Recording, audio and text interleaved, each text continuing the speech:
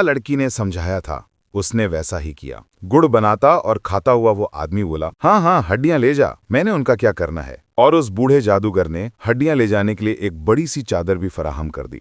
लोहार दोबारा कमरे में आया और लड़के की बताई गई हिदायत के मुताबिक अपने बेटे को चादर में छुपा लिया। जब बेटे को चादर में छुपाए कंधे पर उठाकर बाहर जाने लगा तो लड़की बोली, मेरी एक बात पल्ले से बांध लो, मैंने तुम्हारे लड़के को जो जादू सिखाया है उस जादू के जरिए रास्ते में ही कहीं कमाई करना शुरू ना कर देना। अगर तुमने रास्ते में ही अमीर होना शुरू कर दिया तो मेरे बाप को पता चल जाएगा और फिर वो तुझे और तेरे बेटे को नहीं छोड़ेगा। खूबसूरत साहिरा कमरे में ही रही। लोहार ने उस लड़की से कहा कि बेटी, तू भी हमारे साथ चल, अपने संग दिल और जालिम बाप से रिहाई हासिल कर। लेकिन लड़की ना मानी और कहने लगी कि इस तरह से हम तीनों ही पकड़े जाएंगे, और वैसे भी अब मेरा जीना मरना यहीं पर है, यहाँ से भागकर मैं कहाँ जाऊंगी। लोहार अपने बेटे को कपड़े में लपेटे कंधे पर उठाए बाहर निकला। उसने चाबियों का गुच्छा दूर इसे जादूगर की तरफ फेंक दिया, जो अभी तक बैठा गुड़ बना रहा था और साथ के साथ खा रहा था। जादूगर ने उसकी तरफ कुछ ज्यादा ध्यान नहीं दिया, चाबियां उठाई और फिर से अपने काम में मशरूफ हो गया। जब लोहार सफर किए उस आदमी से कहीं दूर निकल आया तो उसने अपने कांधे से नीचे उतारा,